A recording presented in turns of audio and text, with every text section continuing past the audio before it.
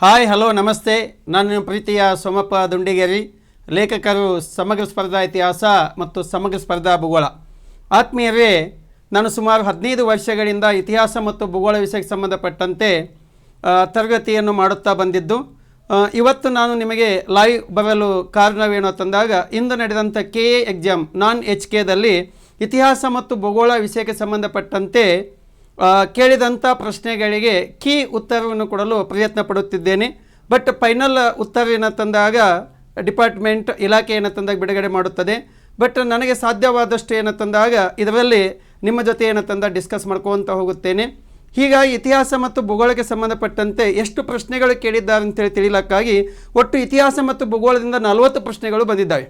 ಆ 40 ಪ್ರಶ್ನೆಗಳಲ್ಲಿ 26 ಪ್ರಶ್ನೆಗಳು ಇತಿಹಾಸಕ್ಕೆ ಸಂಬಂಧಪಟ್ಟಂತೆಯೋ, ಉಳಿದಂಥ 14 ಪ್ರಶ್ನೆಗಳು ಭೂಗೋಳಕ್ಕೆ ಸಂಬಂಧಪಟ್ಟಂತೆ ಇದ್ದಾವೆ. ಈಗಾಗಲೇ ಇವುಗಳು ಯಾವ ಕ್ವಶನ್ಗಳಿದ್ದಾವೆ ಅಂಥೇಳಿ ಗೊತ್ತಿದೆ ನಿಮಗೆ. ಅವುಗಳ ಕೀ ಉತ್ತರವನ್ನು ನೋಡುತ್ತಾ ಸಾಗೋಣ ಅಂತ. ಓಕೆ ಆತ್ಮೀಯರೇ, ಈ ಕ್ವಶನ್ದಲ್ಲಿ ಸಾಮಾನ್ಯವಾಗಿ ಏನಂತಂದಾಗ ಯಾವ್ಯಾವ ಇದ್ದಾವೆ ಅಂತೇಳಿ ನೋಡ್ಕೊತ ಹೋಗ್ಲಿಕ್ಕಾಗಿ ಈ ಜಾಗ್ರಫಿಗೆ ಸಂಬಂಧಪಟ್ಟಂತೆ ಮೊದಲನೇ ಘಟ್ಟ ನೋಡ್ಲಿಕ್ಕಾಗಿ 6ನೇ ಪ್ರಶ್ನೆ ಈ ರೀತಿಯಾಗಿ ಇದೆ. 21ನೇ ಶತಮಾನದಲ್ಲಿ ಹಿಂದೂ ಮಹಾಸಾಗರದ ಭೌಗೋಳಿಕ ರಾಜಕೀಯ ಪ್ರಾಮುಖ್ಯತೆ ಹೆಚ್ಚಲು ಈ ಕೆಳಗಿನವುಗಳಲ್ಲಿ ಯಾವುದು ಪ್ರಮುಖ ಕಾರಣವಾಗಿದೆ ಅಂತೇಳಿದೆ. ಬಟ್ ರಾಜಕೀಯ ಅಂತೇಳಿದೆ ಇಲ್ಲಿ ಪದ.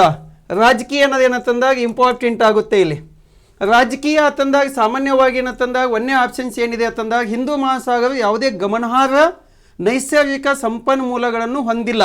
ಯಾವುದೇ ಅಂತಂದಾಗ ಇಲ್ಲಿ ಆನ್ಸರ್ ಏನಂತಂದಾಗ ಇದು ಒಂದೇದ್ದು ಆಗಲ್ಲ ಅಂಥೇಳಿ ಅನಿಸ್ತೈತಿ.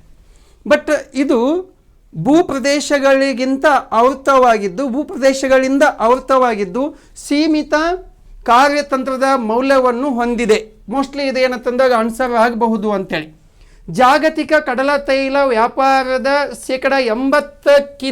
80ಕ್ಕಿಂತ ಹೆಚ್ಚು ಹಿಂದೂ ಮಹಾಸಾಗರದ ಪ್ರಮುಖ ಭಾಗಗಳ ಮೂಲಕ ಹಾದು ಹೋಗುತ್ತದೆ. ಮೋಸ್ಟ್ಲಿ ಇದು ಆನ್ಸರ್ ಆಗಲ್ಲ. ಇದನ್ನು ಸಾಮಾನ್ಯವಾಗಿ ಪ್ರಾದೇಶಿಕ ಮೀನುಗಾರಿಕೆ ಬಳಸಲಾಗುತ್ತದೆ ಮತ್ತು ಕನಿಷ್ಠ ಜಾಗತಿಕ ಪ್ರಸ್ತುತಿಯನ್ನು ಹೊಂದಿದೆ ಅಂತೇಳಿ. ಬಟ್ ಹಾಗಾಗಿ ಇಲ್ಲಿ ಆನ್ಸರ್ ಯಾವುದಾಗ್ಬೋದು ಅಂತಂದಾಗ 2ನೇ ಆನ್ಸರ್ ಸರಿಯಾಗ್ತೈತಿ. 2ನೇ ಆಪ್ಷನ್ಸ್ ಏನಂತಂದಾಗ ಸರಿಯಾಗುವಂಥ ಸಾಧ್ಯತೆ ಉಂಟು. ಯಾಕಂತಂದಾಗ ಚೀನಾ ಮತ್ತು ಭಾರತ ಈ pearls diamond of necklace of pearls, ಆಮೇಲೆ ಡೈಮಂಡ್ ಆಫ್ ನೆಕ್ಲೆಸ್ ಅಂಥೇಳಿ ಈಗ ಪಾಕಿಸ್ತಾನ್, ಆಮೇಲೆ ಶ್ರೀಲಂಕಾ, ಆಮೇಲೆ ಏನಂತಂದಾಗ ಈ ಕಡೆ ಮಯನ್ಮಾರ್, ಬಾಂಗ್ಲಾದೇಶ ಒಳಗೊಂಡಂತೆ ಏನಂತಂದಾಗ ಒಂದು ಚೈನ್ ಸಿಸ್ಟಮ್, ನೆಕ್ಲೆಸ್ ಸಿಸ್ಟಮ್ ಅಂತ ಮಾಡಿಕೊಂಡೈತಿ. ಅಲ್ಲಿ ಹಂಬನ್ ಟೋಟ್ ಬಂದಾರ ಅಂಥೇಳಿ, ಆಮೇಲೆ ಟ್ರಿಂಕೋಮಲ್ಲಿ ಬಂದಾರ ಅಂಥೇಳಿ ಭಾರತ ಮತ್ತು ಚೀನಾ ಹೀಗೆ ರಾಜಕೀಯವಾಗಿ ಏನಂತಂದಾಗ ಅತಿ ಹೆಚ್ಚು ಪ್ರಮುಖ ಪಾತ್ರ ವಹಿಸ್ತೈತಿ. ಹಿಂದೂ ಮಹಾಸಾಗರ ಶೇಪದಲ್ಲಿದೆ ಅಂಥೇಳಿ ಹೇಳಲಾಗ್ತೈತಲ್ಲ, ಹಾಗಾಗಿ ಆನ್ಸರ್ ಸರಿಯಾಗಬಹುದು. ಬಟ್ ನೆಕ್ಸ್ಟ್ ಪ್ರಶ್ನೆ ಏನಂತಂದಾಗ ಈ ರೀತಿಯಾಗಿದೆ. ಬಂಗಾರ ಮಣ್ಣಿನ ಬಗ್ಗೆ ಈ ಕೆಳಗಿನ ಯಾವ ಹೇಳಿಕೆ ತಪ್ಪಾಗಿದೆ ಅಂದಾಗ ಮೆಕ್ಕಲು ಮಣ್ಣಿನಲ್ಲಿ ಏನಂತಂದಾಗ ಒಂದು ಖದರ್ ಮಣ್ಣು ಇಂಪಾರ್ಟೆಂಟು, ಇನ್ನೊಂದು ಬಂಗಾರ ಮಣ್ಣು ಅಂಥೇಳಿ. ಆ ಖದರ್ ಮಣ್ಣು ಬಂಗಾರ ಮಣ್ಣಿನಲ್ಲಿ ಆ ಬಂಗಾರ ಮಣ್ಣಿಗೆ ಸಂಬಂಧಪಟ್ಟಂತೆ ಇಲ್ಲಿ ಪ್ರಶ್ನೆಗಳು ಕೇಳಿದ್ದಾರೆ. ಹೇಳಿಕೆ ತಪ್ಪಾಗಿದೆ ನೋಡಿ. ಇಲ್ಲಿ ಯಾವುದು ಸರಿಯಾಗಿದೆ ಯಾವುದು ತಪ್ಪಾಗಿದೆ ಅನ್ನೋದು ನೋಡೋದು ಭಾಳಷ್ಟು ಇಂಪಾರ್ಟೆಂಟ್ ಆಗುತ್ತೆ. ಒಂದನೇದ್ದು ಬಂಗಾರ ಹಳೆಯ ಮೆಕ್ಕಲು ಮಣ್ಣು ಸರಿ ಇದೆ. ಬಂಗಾರ ಎಂಬುದು ಏನಂತಂದಾಗ ಹಳೆಯ ಮೆಕ್ಕಲು ಮಣ್ಣು. ಇದು ನದಿಗಳಿಂದ ದೂರದಲ್ಲಿರುವ ಎತ್ತರದ ಪ್ರದೇಶಗಳಲ್ಲಿ ಕಂಡುಬರುತ್ತದೆ. ನದಿಗಳಿಂದ ದೂರವಿರುವ ಎತ್ತರ ಪ್ರದೇಶದಲ್ಲಿ ಕಂಡುಬರುವುದಿಲ್ಲ. ಹೀಗಾಗಿ ನದಿಗಳು ಹೊತ್ತು ತಂದಂಥ ಮೆಕ್ಕಲು ಮಣ್ಣು ಅಲ್ಲಿ ಬಿಟ್ಟಿತ್ತಲ್ಲ, ಅಲ್ಲಿ ಏನಂತಂದ ಕಂಡು ಬರ್ತಕ್ಕಂಥದ್ದು. ಇದು ಸಣ್ಣ ಕಣಗಳಿಂದ ಕೂಡಿದ್ದು ಹೆಚ್ಚು ತೇವಾಂಶ ಹಿಡಿದಿಡಬಲ್ಲದು. ಇದು ಸರಿ ಇದೆ. ಬಂಗಾರ್ನಲ್ಲಿ ಸಾಮಾನ್ಯವಾಗಿ ಕಂಕರ ಲೈಮ್ ನೂಡಲ್ಸ್ಗಳು ಕಂಡು ಬರ್ತದೆ. ಕಂಕರ ತಂದಾಗ ಕಾಳು ಸಣ್ಣಗೆ ಮೃದು ಇರ್ತಕ್ಕಂಥದ್ದು. ಅಂದಾಗಿ ಇಲ್ಲಿ 1ನೇ ಹೇಳಿಕೆ ಸರಿ ಐತಿ, ಆಮೇಲೆ 3ನೇ ಹೇಳಿಕೆ ಸರಿ ಐತಿ, 4ನೇ ಹೇಳಿಕೆ ಸರಿ ಐತಿ. ಯಾವುದು ಆನ್ಸರ್ ಆಗ್ತೈತೆ ಅಂದಾಗ ಯಾವುದು ತಪ್ಪಾಗಿದೆ ಅಂತೇಳಿ ಕೇಳಿದಾರು. ಇದು ನದಿಗಳಿಂದ ದೂರದಲ್ಲಿರುವ ಎತ್ತರ ಪ್ರದೇಶಗಳಲ್ಲಿ ಕಂಡು ಬರ್ತದೆ ಅಂತಿದೆಯಲ್ಲ, ಅದು ಏನಂತಂದಾಗ ತಪ್ಪಾಗ್ತೈತಿ. ಇದಕ್ಕೆ ಆನ್ಸರ್ ಏನಂದಾಗ 2ನೇ ಆನ್ಸರ್ ಸರಿ ಇದೆ. ಇನ್ನು ನೆಕ್ಸ್ಟ್ ಹೋಗ್ಲಕ್ಕಾಗಿ ಹಸಿರು ಕ್ರಾಂತಿ ಎಂಬ ಪದವನ್ನು ಮೊದಲಿಗೆ ಯಾರು ಸೃಷ್ಟಿಸಿದರು? ಇದು ಸುಮಾರು ಪ್ರಶ್ನೆಗಳಲ್ಲಿ ಏನಂತಂದಾಗ ಸುಮಾರು ಪರೀಕ್ಷೆಯಲ್ಲಿ ಕ್ವಶನ್ ಕೇಳಿದಂಥ ಸಾಧ್ಯತೆ ಉಂಟು.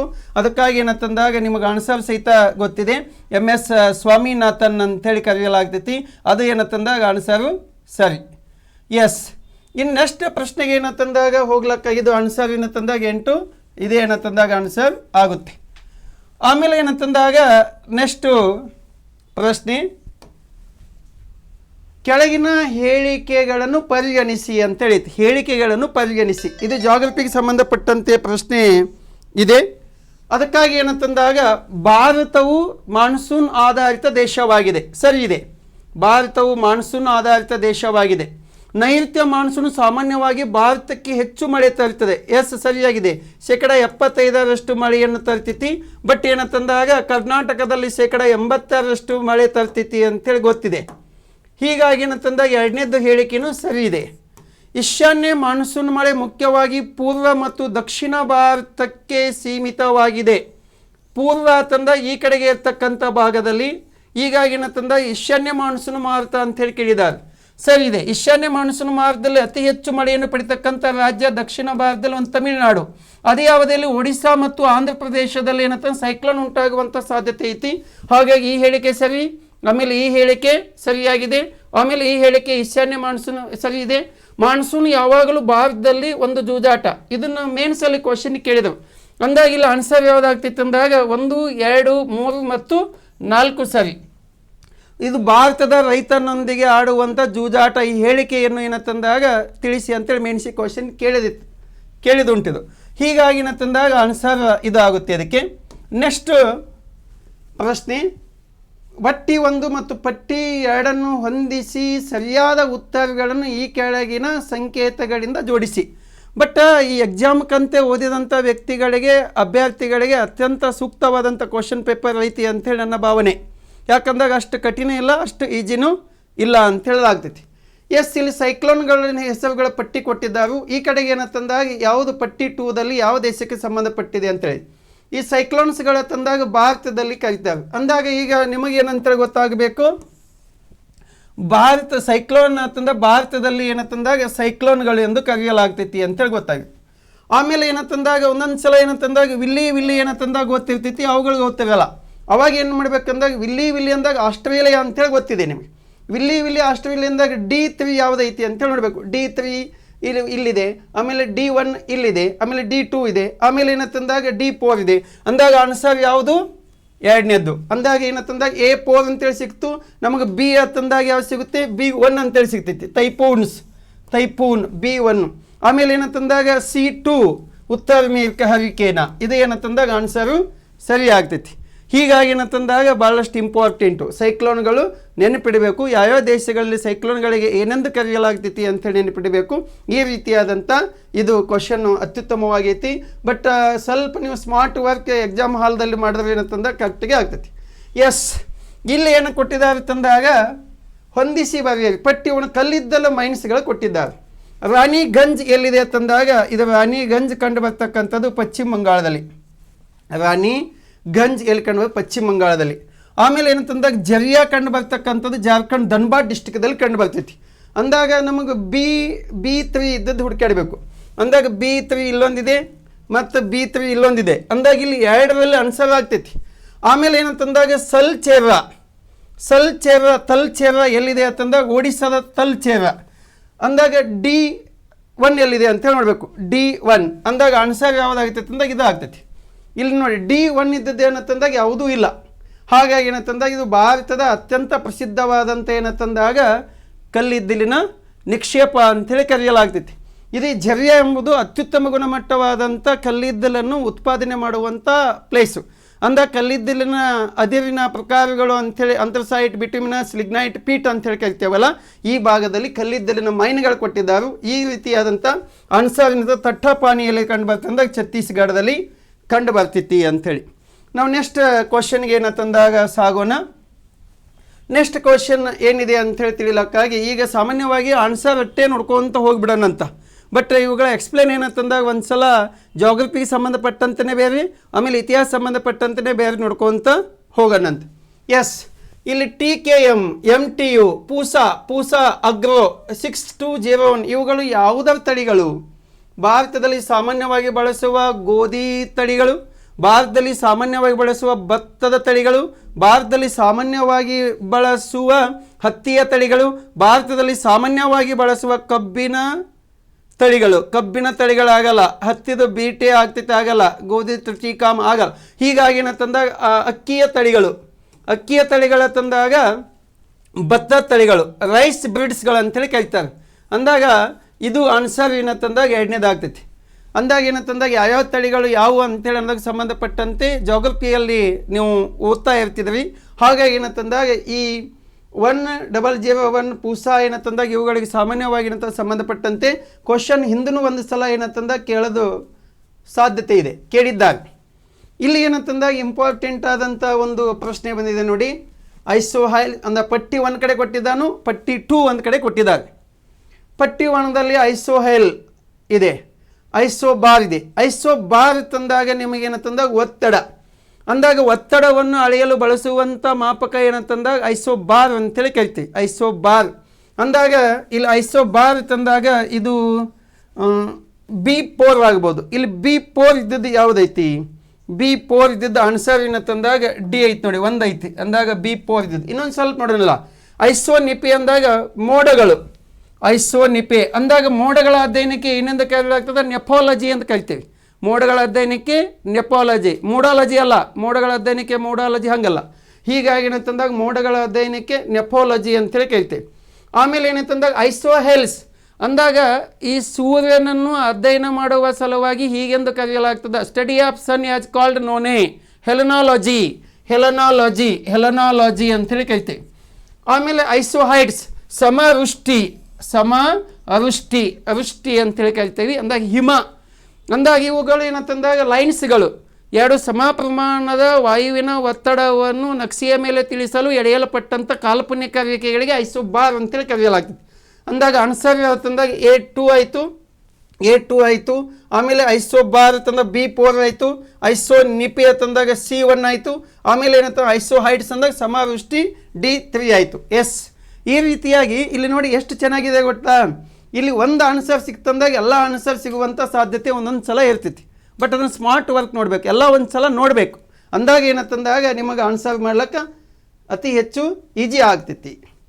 ನೆಕ್ಸ್ಟು, ಅರಬ್ಬಿ ಸಮುದ್ರಕ್ಕಿಂತ 4 ಪಟ್ಟು ಹೆಚ್ಚು ಚಂಡಮಾರುತಗಳು ಬಂಗಾಳ ಕೊಲ್ಲಿಯಲ್ಲಿ ಉಂಟಾಗಲು ಕಾರಣವೇನು ಅಂತೇಳಿ. ಎಸ್, ಈ ಜಾಗ್ರಫಿ ಪ್ರಶ್ನೆ ಇದೆ. ಇದು ಒಂದು ಸಾಗರದ ಮೇಲ್ಮೈಯಿನ ಹೆಚ್ಚಿನ ಉಷ್ಣಾಂಶ ನೋಡಿ. ಚಂಡಮಾರುತಗಳು ಉಂಟಾಗಲು ಕಾರಣವಾದಂಥ ಅಂಶಗಳು ಯಾವ ಅಂಥೇಳಿ ತಿಳಿಬೇಕು ನೀವು. ಅವಾಗ ತಂದಾಗ ಒಂದು ಸಾಗರದ ಮೇಲ್ಮೈನ ಹೆಚ್ಚಿನ ಉಷ್ಣಾಂಶ, ನದಿಗಳಿಂದ ಶೀತ ನೀರಿನ ಒಳಹರಿವು, ತೇವಾಂಶ ಭರಿತ ಮೋಡಗಳು, ಭೌಗೋಳಿಕ ಕಾರಣ. ಮುಂದೇನೈತಿ ಇಲ್ಲಿ? ಸರಿಯಾದ ಕಾರಣಗಳನ್ನು ಗುರುತಿಸಿ ಅಂತೇಳಿ ಐತಿ. ಎ ಅಂದಾಗ ಎಲ್ಲದರಲ್ಲಿ ಮೂರರಲ್ಲಿ ಎ ಐತಿ. ಎ ಆನ್ಸರ್ ಸರಿ ಆಗ್ತೈತಿ. ಒಂದು ಎ ಅಂದ್ರೆ ಸರಿ ಆಗ್ತೈತಿ. ಆಮೇಲೆ ನದಿಗಳಿಂದ ಬಿ ಆನ್ಸರ್ ಸರಿಯಾಗಲ್ಲ. ಬಿ ತಂದಾಗ ಆನ್ಸರ್ ಅಲ್ಲ, ಎ ಆಗ್ತೈತಿ. ಆಮೇಲೆ ತಂದಾಗ ತೇವಾಂಶ ಭರಿತ ಮೋಡಗಳು ಅಂದಾಗ ತೇವಾಂಶ ಭರಿತ ಮೋಡಗಳು. ಆಮೇಲೆ ತಂದಾಗ ಎ ಆನ್ಸರ್ ಸರಿ ಆಗ್ತೈತಿ. ಆಮೇಲೆ ತಂದಾಗ ಇಲ್ಲಿ ಭೌಗೋಳಿಕ ಆಕಾರ ಎ ಮತ್ತು ಡಿ ಆನ್ಸರ್ ತಂದಾಗ ಸರಿ ಆಗ್ತೈತಿ. ಎ ಮತ್ತು ಡಿ ಆನ್ಸರ್ ಅಂದಾಗ ಅರಬ್ಬಿ ಸಮುದ್ರ ತಂದಾಗ ಭೌಗೋಳಿಕ ಆಕಾರ ಐತಲ್ಲ, ಈ ಕಡೆಗೆ ತಂದಾಗ ಆಫ್ರಿಕಾ ಖಂಡ, ಈ ಕಡೆಗೆ ತಂದಾಗ ಇಂಡಿಯಾ. ಆಮೇಲೆ ತಂದಾಗ ಮಧ್ಯದಲ್ಲಿರ್ತಕ್ಕಂಥ ಸಂದರ್ಭದಲ್ಲಿ ಭೌಗೋಳಿಕ ಆಕಾರವು ಸಹಿತ ಈ ಅರಬ್ಬಿ ಸಮುದ್ರ 4 ಪಟ್ಟು ಹೆಚ್ಚು ಚಂಡಮಾರುತಗಳು ಬಂಗಾಳ ಕೊಲ್ಲಿಯಲ್ಲಿ ಉಂಟಾಗಲು ಕಾರಣವೇನು ಅಂತೇಳಿದೆ. ಅಂದಾಗ ಭೌಗೋಳಿಕ ಆಕಾರ ಬಂಗಾಳ ಕೊಲ್ಲಿಯಲ್ಲಿ ಉಂಟಾಗಲು ಕಾರಣ ಅನ್ನೋದಕ್ಕೆ ತಂದಾಗ ಇನ್ನೊಂದು ನಾವು ಹೇಳಿಕೆ ತಂದಾಗ ಗಮನ ಹರಿಸಬೇಕು. ಈ ಕಡೆ ಅರಬ್ಬಿ ಸಮುದ್ರ ಇದೆ, ಈ ಕಡೆಗೆ ಬಂಗಾಳ ಕೊಲ್ಲಿ ಇದೆ. ಈ ಬಂಗಾಳ ಕೊಲ್ಲಿಯಲ್ಲಿ ತಂದಾಗ ವಾಯುಭಾರ ಅಧಿಕ ತಂದಾಗ ಉಂಟಾಗ್ತೈತಿ, ಏರ್ ಕೊಲ್ಯಾಪ್ಸ್ ಜಾಸ್ತಿ ಆಗ್ತೈತಿ. ಅದಕ್ಕಾಗಿ ತಂದಾಗ ಭೌಗೋಳಿಕ ಆಕಾರ ತಂದಾಗ ಇಂಪಾರ್ಟೆಂಟ್ ಆಗ್ತೈತಿ. ಇಲ್ಲಿ ACD ಇದನ್ನು ಆನ್ಸರ್ ಆಗ್ಬೋದು ಅಂತೇಳಿ ಊಹೆ. ACD ಆನ್ಸರ್ ತಂದಾಗಬಹುದು. ಈ ಫೈನಲ್ ಒಂದ್ಸಲ ಉತ್ತರ ನಾವು ಇಲಾಖೆ ಪ್ರಕಟಿಸಿದ ಮೇಲೆ ತಂದಾಗ ನೋಡಬೇಕಾಗ್ತೈತಿ. ಎಸ್, ಇನ್ನು ನೆಕ್ಸ್ಟ್ ಕ್ವಶನ್ಗೆ ತಂದಾಗ ಹೋಗ್ಲಕ್ಕಾಗಿ ಯಾವುದಿದೆ ತಂದಾಗ ಕರ್ನಾಟಕದಲ್ಲಿ ಉತ್ತರದಿಂದ ದಕ್ಷಿಣಕ್ಕೆ ಕಂಡುಬರುವ ಬಂದರುಗಳಿಗೆ ಸಂಬಂಧಿಸಿದಂತೆ ಈ ಕೆಳಗಿನ ಯಾವುದು ಸರಿಯಾದ ಕ್ರಮ? ಒಂದನೇದ್ದು ಕಾರವಾರ, ಕುಮಟಾ, ಅಂಕೋಲಾ ಭಟ್ಕಳ, ಅಂಕೋಲಾ ಕಾರವಾರ, ಕಾರವಾರದಿಂದ 3 ಆಪ್ಷನ್ಸಲ್ಲಿದೆ. ಅಂದರೆ ಕರ್ನಾಟಕದಲ್ಲಿ ಏನಂತಂದ ಪ್ರಮುಖವಾದಂಥ ಬಂದರುಗಳ ನೋಡೋಕ್ಕಾಗಿ ಸಾಮಾನ್ಯವಾಗಿ ಕಾರವಾರ ಏನಂತಂದಾಗ ಮೊದಲಿಗೆ ಸಿಗ್ತಕ್ಕ, ಉತ್ತರ ಕನ್ನಡ ಜಿಲ್ಲೆಯಲ್ಲಿ ಏನಂತಂದ ಕಾರವಾರ ಎಂಬುದು ಮೊದಲಿಗೆ ಸಿಗ್ತಕ್ಕಂಥದ್ದು.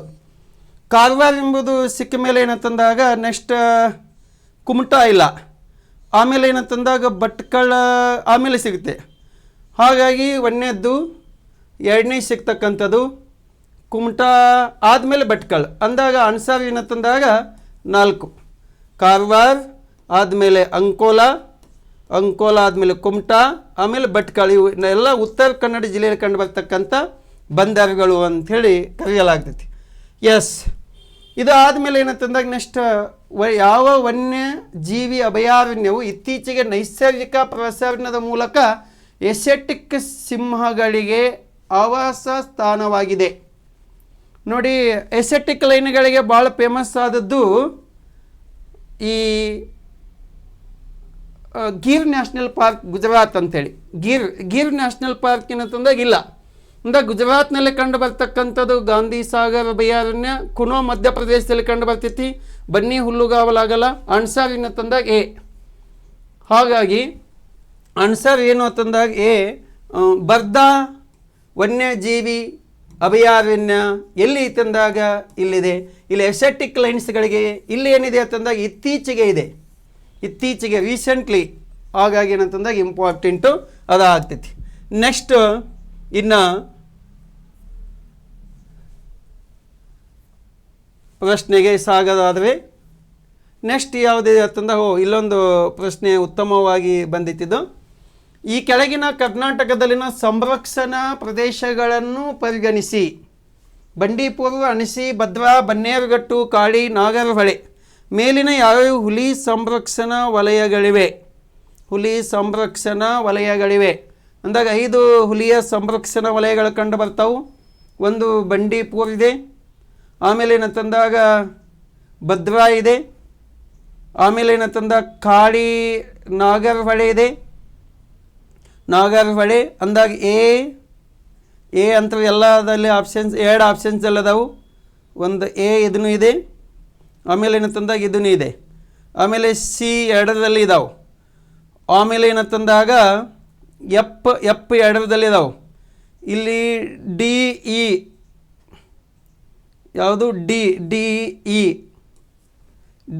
ಇ ಅಂದಾಗ ಏನಂತಂದಾಗ ಇಲ್ಲಿ ಯಾವುದಿಲ್ಲ, ಡಿ ಅನ್ನೋದೇನಂತಂದಾಗ ಇಲ್ಲ.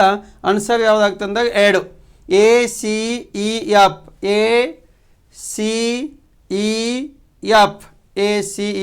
ಈ ಅಣಸಿ ಕಾಳಿ ಏನಂತಂದಾಗ ನ್ಯಾಷನಲ್ ಪಾರ್ಕ್ ಅಂತೇಳಿ ಕರೆಯಲಾಗ್ತದೆ ಉತ್ತರ ಕನ್ನಡದಲ್ಲಿ ಇವುಗಳು. ಬಟ್ ಮಲೆ ಮಹದೇಶ್ವರ ಬೆಟ್ಟ, ಬಿಳಿಗೆ ರಂಗನ ಬೆಟ್ಟ ಅಂಥೇಳಿ ಆಪ್ಷನ್ಸಲ್ಲಿಲ್ಲ. ಬಟ್ ಇವುಗಳ ಆನ್ಸರ್ ಏನಂತಂದಾಗ 2ನೇದು ಆನ್ಸರ್ ಆಗುತ್ತೆ ಅದು. ಎಸ್, ನೆಕ್ಸ್ಟ್ ಪ್ರಶ್ನೆಗೆ ಏನಂತಂದಾಗ ಹೋಗುವುದಾದರೆ ಈ ಕೆಳಗಿನವುಗಳಲ್ಲಿ ಯಾವ ಸರಿಯಾದ ಜೋಡಿಯನ್ನು ಗುರುತಿಸಿ. ಪಠ್ಯವನ್ನು ಅಂತಾರಾಜ್ಯ ಜಲವಿವಾದ ಕೊಟ್ಟಿದ್ದಾರೆ. ಪಟ್ಟಿ 2 ಸಂಬಂಧಿಸಿದ ರಾಜ್ಯಗಳು ಅಂತೇಳಿ ಕೊಟ್ಟಿದ್ದಾರೆ. ಕೃಷ್ಣಾ ಜಲವಿವಾದ ನ್ಯಾಯಮಂಡಳಿ, ಕೃಷ್ಣಾ ಜಲವಿವಾದ ಸರಿಯಾದಂಥ ಜೋಡಿ ಅಂಥೇಳಿ. ಇದು ಕೃಷ್ಣಾ ಅಂದ ಕರ್ನಾಟಕನೂ ಆಗುತ್ತೆ, ತೆಲಂಗಾಣ ಅಂದ ಆಂಧ್ರ ಪ್ರದೇಶ, ಆಮೇಲೆ ತಮಿಳುನಾಡು ಆಗಲ್ಲ. ಕಾವೇರಿ ಜಲವಿವಾದ ನ್ಯಾಯಮಂಡಳಿ ಕರ್ನಾಟಕ ಇದೆ, ಕೇರಳ, ತಮಿಳುನಾಡು, ಪಾಂಡಿಚೇರಿ. ಗೋದಾವರಿ ಜಲವಿವಾದ ಕರ್ನಾಟಕ, ಮಹಾರಾಷ್ಟ್ರ, ಗೋವಾ ಏನಂತಂದಾಗ ಇಲ್ಲಿ ಕನ್ಸಿಡರ್ ಆಗಲ್ಲ. ಮಹದಾಯಿ ಜಲ ವಿವಾದ ನ್ಯಾಯಮಂಡಳಿ ಗೋವಾ, ಕರ್ನಾಟಕ, ಮಹಾರಾಷ್ಟ್ರ ಅಂದಾಗ ಏನಂತಂದ ಬಿ ಮತ್ತು ಡಿ 2ನೇದು ಏನಂತಂದಾಗ ಸರಿ ಆಗ್ತೈತಿ. ಬಟ್ ಏನಂತಂದಾಗ ಅಂತಾರಾಜ್ಯ ಜಲ ವಿವಾದ ಅಂತೇಳಿ ಕರೆಯಲಾಗ್ತೈತಲ್ಲ 261 ಆರ್ಟಿಕಲ್ ಏನೋ ಇದೆಯಲ್ಲ, ಹಾಗಾಗಿ ಏನಂತಂದಾಗ ಇಂಪಾರ್ಟೆಂಟ್ ಅದನ್ನು. ನೆಕ್ಸ್ಟ್ ಕ್ವಶನ್ನು, ಲಕ್ಷದ್ವೀಪ ಸಮೂಹದಲ್ಲಿರುವ ಯಾವ ದ್ವೀಪವನ್ನು ಭಾರತ ಸರ್ಕಾರವು ಇತ್ತೀಚೆಗೆ ರಕ್ಷಣಾ ಮತ್ತು ಕಾರ್ಯತಂತ್ರ ಉದ್ದೇಶಗಳಿಗಾಗಿ ಸ್ವಾಧೀನಪಡಿಸಿಕೊಳ್ಳಲು ಕ್ರಮಗಳನ್ನು ಪ್ರಾರಂಭಿಸಿದೆ? ಮಿನಿಕಾಯ್ ಅಂದಾಗ ಲಾರ್ಜೆಸ್ಟ್ ಐಲ್ಯಾಂಡ್ ಇನ್ ಲಕ್ಷದ್ವೀಪ, ಬಿಟ್ರಾ, ಅಗತ್ತಿ, ಕರ್ವಟ್ಟಿ ಕ್ಯಾಪಿಟಲ್ ಸಿಟಿ. ಆನ್ಸರ್ ಏನಂತಂದಾಗ ಬಿಟ್ರಾ. ಇತ್ತೀಚೆಗೆ ಏನಂತಂದಾಗ ನ್ಯೂಸ್ ಪೇಪರ್ದಲ್ಲಿ ಇದು ಸುದ್ದಿಯಲ್ಲಿದ್ದು ಇದು ಕರೆಂಟ್ ಅಫೇರ್ಸ್ ಸಂಬಂಧಪಟ್ಟಂತನೂ ಸತಿ ಜಾಗ್ರಫಿಗೆ ಇದ್ದಂತೆ ನಾನು ಏನಂತಂದಾಗ ಇಲ್ಲಿ ಎತ್ಕೊಂಡಿದ್ದೇನೆ ಇದನ್ನು ಪ್ರಶ್ನೆ. ಹಾಗಾಗಿ ನೆಕ್ಸ್ಟ್ ಪ್ರಶ್ನೆ ಯಾವುದಿದೆ ಅಂತೇಳಿ ನೋಡೋಣಂತ. ಎಸ್, ಕೆಳಗಿನವುಗಳಲ್ಲಿ ಸರಿಯಾದ ಜೋಡಿಗಳನ್ನು ಗುರುತಿಸಿ. ಇಲ್ಲಿ ಇಷ್ಟು ಬಂತು ನೋಡಿ. ಈಗ ಹೀಗಾಗಿ ಏನಂತಂದಾಗ ಇತಿಹಾಸ ಸಂಬಂಧಪಟ್ಟಂತೆ ಸುಮಾರು 26 ಪ್ರಶ್ನೆಗಳು ಕೇಳಿದ್ದಾರೆ, ಜಾಗ್ರಫಿ ಸಂಬಂಧಪಟ್ಟಂತೆ 14 ಪ್ರಶ್ನೆಗಳು ಕೇಳಿದ್ದಾರೆ. ಇಲ್ಲಿ ಕವನಗಳು ಕೊಟ್ಟಿದ್ದಾರೆ, ಕವಿಗಳು ಕೊಟ್ಟಿದ್ದಾರೆ. ಒಂದೇ ಒಂದೇ ಕರ್ನಾಟಕ ಒಂದೇ ನೋಡೋಣಂತ. ನೆಕ್ಸ್ಟ್ ಎರಡನೇದ್ದು ರಕ್ಷಿಸು ಕರ್ನಾಟಕ ದೇವಿ. ಆಮೇಲೆ ಏರಿಸು ಹಾರಿಸು ಕನ್ನಡದ ಬಾವುಟ. ಇದು BM ಶ್ರೀ, ತೀನಂ ಶ್ರೀ ಆಗೈತಿ. ಇದು BM ಶ್ರೀಕಂಠಯ್ಯ ಅಂದಾಗ ಏನಂತಂದಾಗ ಇದು ಒಂದು ತಪ್ಪಿದೆ, ಇದು ಸರಿ ಇದೆ. ಉದಯವಾಗಲಿ ನಮ್ಮ ಚಲುವು ಕನ್ನಡ ನಾಡು ಅಂದಾಗ ಹುಯಿಲುಗೊಳ ನಾರಾಯಣ ಅಂದಾಗ ಇಲ್ಲಿ ಏನು ಕೊಟ್ಟಿದ್ದಾರೆ ಸರಿಯಾದ ಜೋಡಿಯನ್ನು. ಅಂದರೆ D1 ಸರಿಯಾಗಿದೆ. ಆಮೇಲೆ ರಕ್ಷಿಸು ಕನ್ನಡ ದೇವಿ, ಈಗ DB ಸರಿಯಾಯಿತು, ಇದನ್ನು ಸರಿಯಾಗಿದೆ. ಆಮೇಲೆ D ಸರಿಯಾಗಿದೆ. ಆಮೇಲೆ ಒಂದೇ ಒಂದೇ ಒಂದೇ ಕರ್ನಾಟಕ, ಇಲ್ಲಿ ಆಪ್ಷನ್ಸ್ ನೋಡೋಣಂತ. ಆಪ್ಷನ್ಸ್ ಏನಿದಾವತ್ತಂದಾಗ ಸಂಕೇತಗಳು ಸರಿಯಾದ ಜೋಡಿ ಅಂದಾಗ C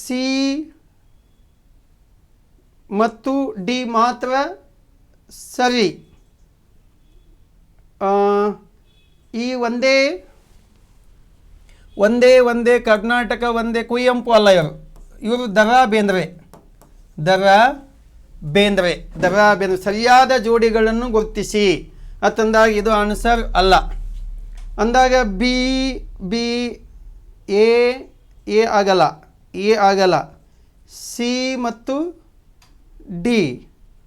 ಬಟ್ ಇದು ಮೋಸ್ಟ್ಲಿ ಏನಂತಂದಾಗ ಗ್ರೇಸ್ ಮಾರ್ಕ್ಸ್ ಕೊಡ್ಬೋದು. ಏರಿಸು ಹಾರಿಸು ಕನ್ನಡದ ಬಾವುಟ ಅಂತಂದಾಗ ಇಲ್ಲಿ ಆನ್ಸರ್ ಏನಂತಂದಾಗ ಎ ಮತ್ತು ಡಿ ಆಪ್ಷನ್ಸ್ದಲ್ಲಿ ಇಲ್ಲ.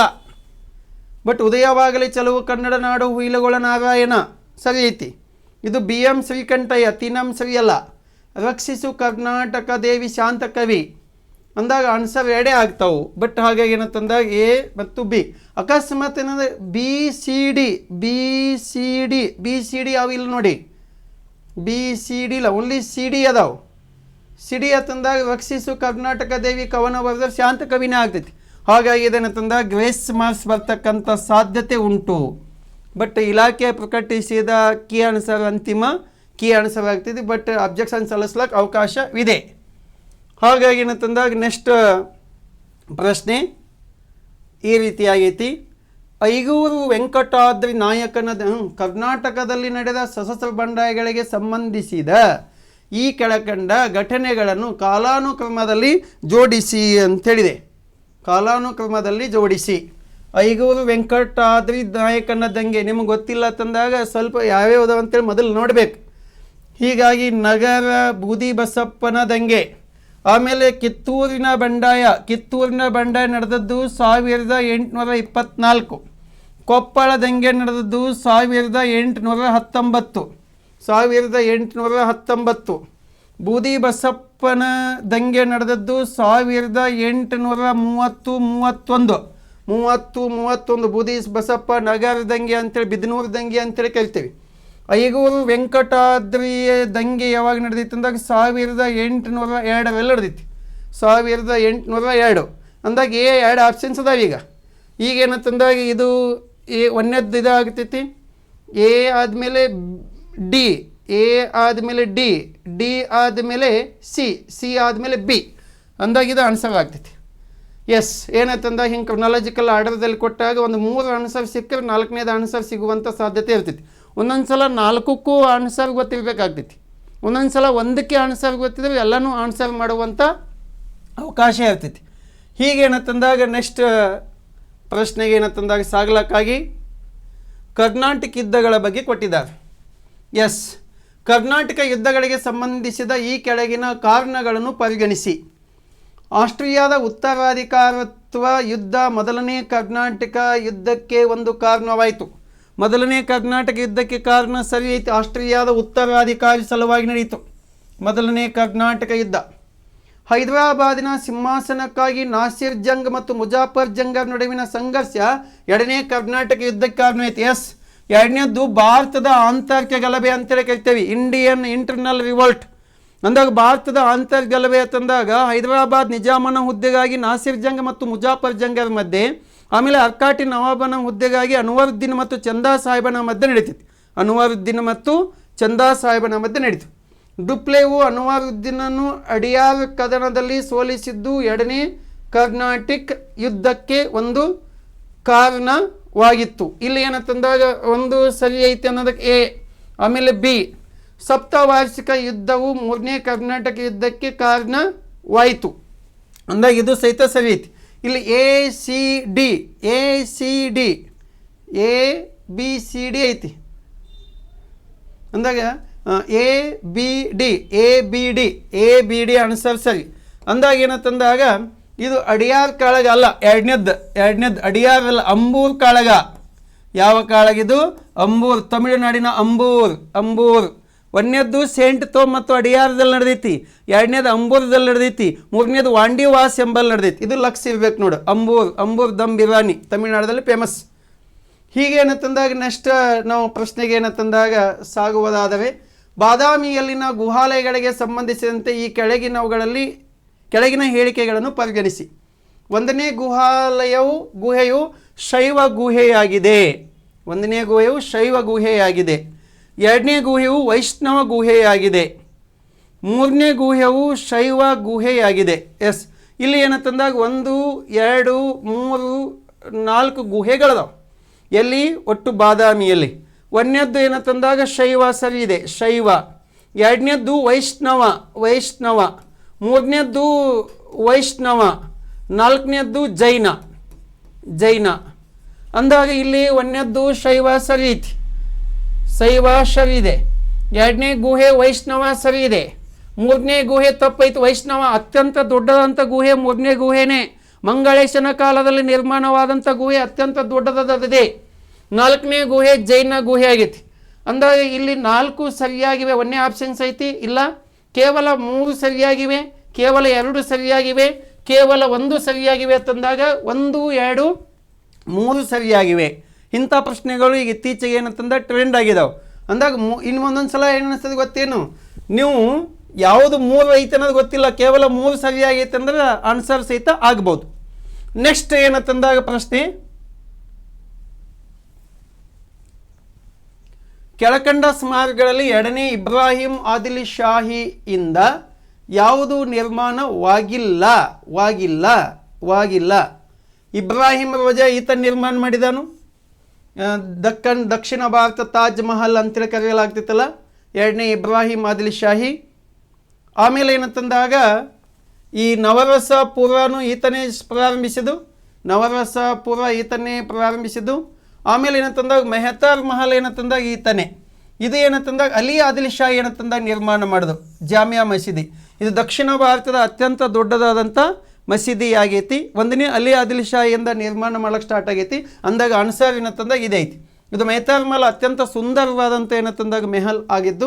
ಬಟ್ ಅದು ಎರಡನೇ ಇಬ್ರಾಹಿಂ ಆದಿಲ್ ಶಾಹಿ ಏನಂತಂದಾಗ ನಿರ್ಮಾಣ ಮಾಡಿದ್ದು. ಆನ್ಸರ್ ಏನಂತಂದಾಗ 4 ಆಗುತ್ತೆ. ಈಜಿ ಆದಂಥ ಪ್ರಶ್ನೆ, ಬಟ್ ಅಷ್ಟೇ ಏನಂತಂದಾಗ ಸ್ವಲ್ಪ ಕನ್ಫ್ಯೂಸ್ ಆಗುವಂಥ ಸಾಧ್ಯತೆ ಇರ್ತೈತಿ. ಬಟ್ ನೆಕ್ಸ್ಟ್ ಪ್ರಶ್ನೆ, ಭಾರತದ ಪ್ರಾಚೀನ ಲಿಪಿಗಳಿಗೆ ಸಂಬಂಧಿಸಿದಂತೆ ಕೆಳಗಿನ ಹೇಳಿಕೆಗಳನ್ನು ಪರಿಗಣಿಸಿ. ನಾವು ಅವಾಗ ಕ್ಲಾಸ್ದಲ್ಲಿ ಏನಂತಂದಾಗ ಇದ್ರ ಬಗ್ಗೆ ಏನಂತಂದಾಗ ಹೇಳ್ತಾ ಇದ್ದೆ. ಹಾಗಾಗಿ ಬ್ರಾಹ್ಮಿ ಲಿಪಿ ಐತಲ್ಲ, ಒಂದನೇದ್ದು ಕೊಟ್ಟಿದ್ದಾರೆ. ಬ್ರಾಹ್ಮಿಯನ್ನು ಎಡದಿಂದ ಬಲಕ್ಕೆ ಬರೆಯಲ್ಪಟ್ಟಿದೆ. ಎಡದಿಂದ ಬಲಕ್ಕೆ ಬರೆಯಲ್ಪಟ್ಟಿದೆ, ಸರಿ ಇದೆ. ಎಡದಿಂದ ಬಲಕ್ಕೆ ಬರೆಯಲ್ಪಟ್ಟಿದೆ. ಖರೋಷ್ಠ ಲಿಪಿಯನ್ನು ಬಲಗಡೆಯಿಂದ ಎಡಗಡೆಗೆ ಅಂದ ಈ ರೀತಿಯಾಗಿ ಬರೆಯಲ್ಪಟ್ಟಂಥ ಲಿಪಿ ಸರಿಯಾಗಿದೆ. ಅರೇಮಿಕ್ ಅನ್ನು ಎಡದಿಂದ ಬಲಗಕ್ಕೆ ಬರೆಯಲಾಗುತ್ತಿತ್ತು. ಹಾಗಾಗಿ ಸೇಮ್ ಬ್ರಾಹ್ಮಿ ಲಿಪಿ ಯಾವ ರೀತಿಯಾಗಿ ಬರೀತಾರೆ ನೋಡು, ಅರೇಮಿಕ್ ಲಿಪಿನೂ ಅದೇ ರೀತಿಯಾಗಿ ಬರೀತಾರೆ. ಅಂದಾಗ 1, 2, 3 ಎ ಬಿ ಸಿ ಆನ್ಸರ್ ಸರಿಯಾಗಿದೆ ಸ್ನೇಹಿತರೆ. ನೆಕ್ಸ್ಟ್ ಏನಂತಂದ ಪ್ರಶ್ನೆ, ಬಟ್ ಇಂಥವುಗಳು ಕೇಳ್ತಾರೆ, ಬ್ರಾಹ್ಮಿ, ಖರೋಷ್ಠಿ, ದೇವನಾಗರಿ, ಅರೇಬಿಕ್ ಅಂಥೇಳಿ. ಹಾಗಾಗಿ ಏನಂತಂದಾಗ ಇಂಪಾರ್ಟೆಂಟು ಅಶೋಕನ ಶಾಸನ ಲಿಪಿಗಳು ಅಂಥೇಳಿ ಗೊತ್ತಾಗಬೇಕು.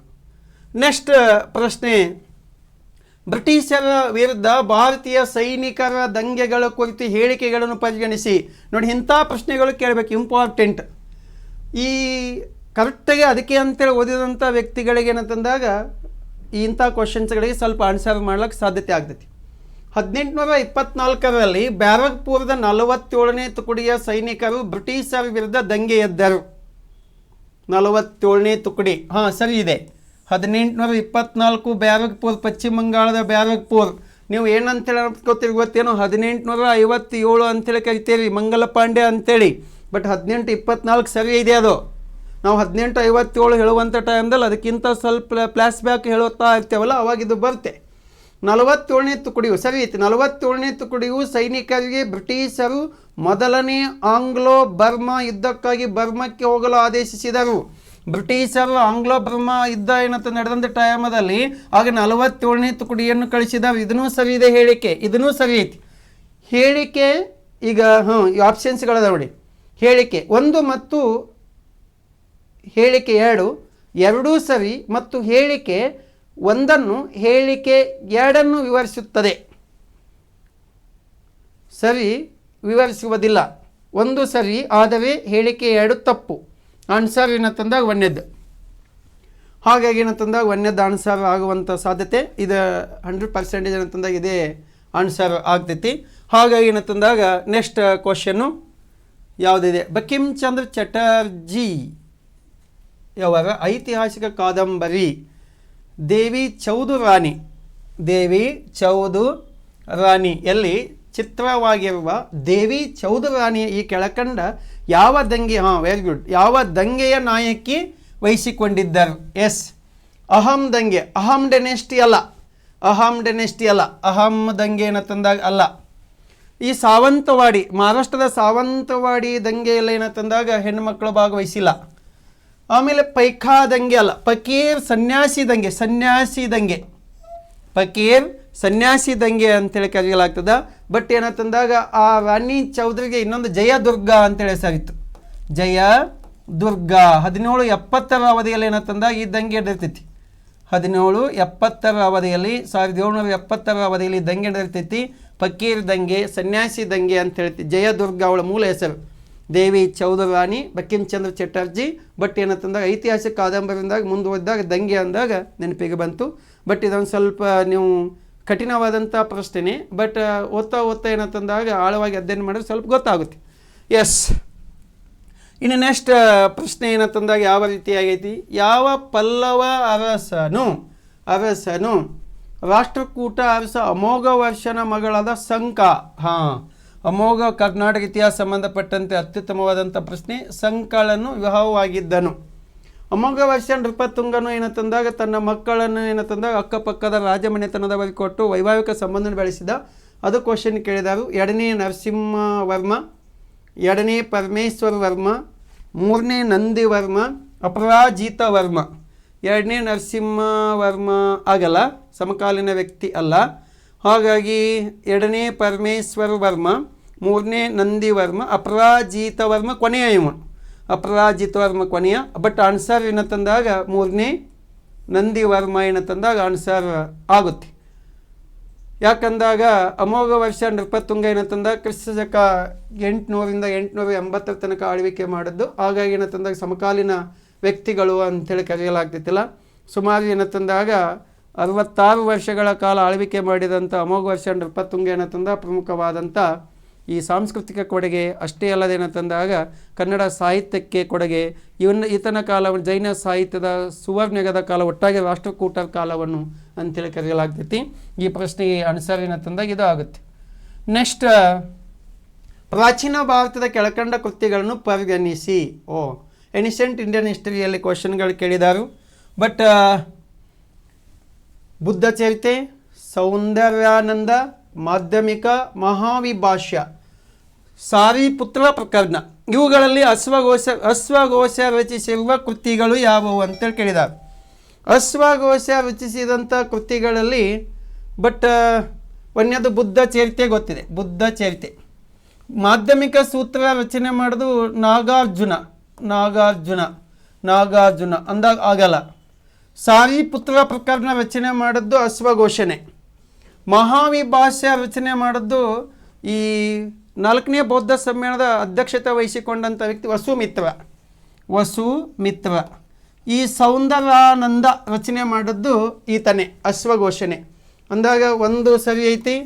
ಆಮೇಲೆ B A B E A B E A B E ಇಲ್ಲಿದೆ ನೋಡಿ ಆನ್ಸರ್, ಎ ಬಿ ಇ. ಹಾಗಾಗಿ ಏನಂತಂದಾಗ ನೆಕ್ಸ್ಟ್ ಹೋಗೋಣಂತ. ನೆಕ್ಸ್ಟ್ ಏನಂತಂದಾಗ ಪ್ರಶ್ನೆ ಯಾವುದಿದೆ ಅಂಥೇಳಿ ನೋಡ್ಲಿಕ್ಕಾಗಿ ಕೆಳಗೆ ನೀಡಿರುವ ಹೇಳಿಕೆಗಳನ್ನು ಓದಿ. ಜೈನ ಧರ್ಮ ದೇವರ ಅಸ್ತಿತ್ವವನ್ನು ಗುರುತಿಸುವುದಿಲ್ಲ. ಜೈನ ಧರ್ಮ ಒಳ್ಳೆಯ ಜ್ಞಾನ, ಒಳ್ಳೆಯ ನಂಬಿಕೆ, ಒಳ್ಳೆಯ ಕಾರ್ಯಗಳನ್ನು ತ್ರಿರತ್ನ ಸರಿ ಇದೆ ಇದು ಜೈನ ಧರ್ಮ ಅಂದಾಗ. ಆಮೇಲೆ ಜೈನ ಧರ್ಮ ಯುದ್ಧ ಮಾಡುವುದನ್ನು ನಿಷೇಧಿಸಿದೆ, ಸರಿ ಇದೆ. ಅತಿ ಹೆಚ್ಚು ಪಂಚ ಸಿದ್ಧಾಂತಗಳು ಅಂದಾಗ 5 ಪ್ರಿನ್ಸಿಪಲ್ಸ್ ಅದಾವೆ. ಸತ್ಯ, ಅಹಿಂಸೆ, ಆಸ್ತೇಯ, ಅಪರಿಗ್ರಹ, ಬ್ರಹ್ಮಚಾರ್ಯ. ಅಲ್ಲಿ ಅತಿ ಹೆಚ್ಚು ಯಾವ ತತ್ವಕ್ಕೆ, ಪಂಚಶೀಲ ತತ್ವದಲ್ಲಿ ಜೈನ ಧರ್ಮವು ಅತಿ ಹೆಚ್ಚು ಯಾವ ತತ್ವಕ್ಕೆ ಆದ್ಯತೆ ಕೊಟ್ಟಿತ್ತು? ಹೀಗಾಗಿ ಏನಂತಂದಾಗ ಆ ಅಹಿಂಸಾ ತತ್ವಕ್ಕೆ. ಯುದ್ಧ ಅಷ್ಟೇ ಅಲ್ಲದೆ ಏನಂತಂದಾಗ ಕೃಷಿ ಚಟುವಟಿಕೆಯನ್ನು ಸಹಿತ ವಿರೋಧಿಸಿದಂಥ ಧರ್ಮ ಯಾವುದಂತಂದಾಗ ಇದೆ. ಜೈನ ಧರ್ಮ ವರ್ಣ ವ್ಯವಸ್ಥೆಯನ್ನು ಖಂಡಿಸಿತು. ಇಲ್ಲಿ ಆನ್ಸರ್ ನೋಡೋಣಲ್ಲ, ಏನೈತೆ ಕ್ವಶನ್? ಜೈನ ಧರ್ಮ ಸಂಬಂಧಿಸಿ ಸರಿಯಾದ ಹೇಳಿಕೆ, ಸರಿಯಾದದ್ದು ಬಿ ಒಂದಿದೆ, ಸಿ ಒಂದಿದೆ. ಎ ಮೊದಲೇ ಆಗಲ್ಲ, ಎ ಆಗಲ್ಲ. ಎ ಅಂದರೆ ಇಲ್ಲಿ ಎ ಇದೆ, ಇಲ್ಲಿ ಎ ಇದೆ. ಹಾಗಾಗಿ ಸಿ ಡಿ ಆಗಲ್ಲ. ಹಾಗಾಗಿ ಏನಂತಂದಾಗ ಆನ್ಸರ್ ಬಿ ಮತ್ತು ಸಿ. ಬಿ ಅಂತ ಏನಂತಂದ್ರೆ ಇಲ್ಲಿಲ್ಲ. ಹಾಗಾಗಿ ಆನ್ಸರ್ ಏನಂತಂದಾಗ ಸೆಕೆಂಡ್. ನೆಕ್ಸ್ಟ್ ಏನಂತಂದ ಪ್ರಶ್ನೆ ಕ್ವಿಟ್ ಇಂಡಿಯಾ ಮೂಮೆಂಟ್ಗೆ ಸಂಬಂಧಪಟ್ಟಂತಿದೆ ನೋಡಿ. ಕ್ವಿಟ್ ಇಂಡಿಯಾ ಚಳವಳಿಗೆ ಸಂಬಂಧಿಸಿದಂತೆ ಕೆಳಗಿನ ಹೇಳಿಕೆಗಳನ್ನು ಪರಿಗಣಿಸಿ. 1942 ಆಗಸ್ಟ್ನಲ್ಲಿ ಗಾಂಧೀಜಿಯವರು ಮಾಡಲ್ಲವೇ ಮಡಿ ಎಂಬ ಘೋಷಣೆಯನ್ನು ಹೊರಡಿಸಿದರು. ಮಾಡಲ್ಲವೇ ಮಡಿ 1942, ಕ್ವಿಟ್ ಇಂಡಿಯಾ ಮೂಮೆಂಟ್, ಭಾರತ ಬಿಟ್ಟು ತೊಲಗಿ ಚಳವಳಿ ಅಂತೇಳಿ ಕರಿತೇವಲ್ಲ, ಸರಿ ಇದೆ. ಒಂದನೇ ಹೇಳಿಕೆ ಸರಿ ಉಂಟು.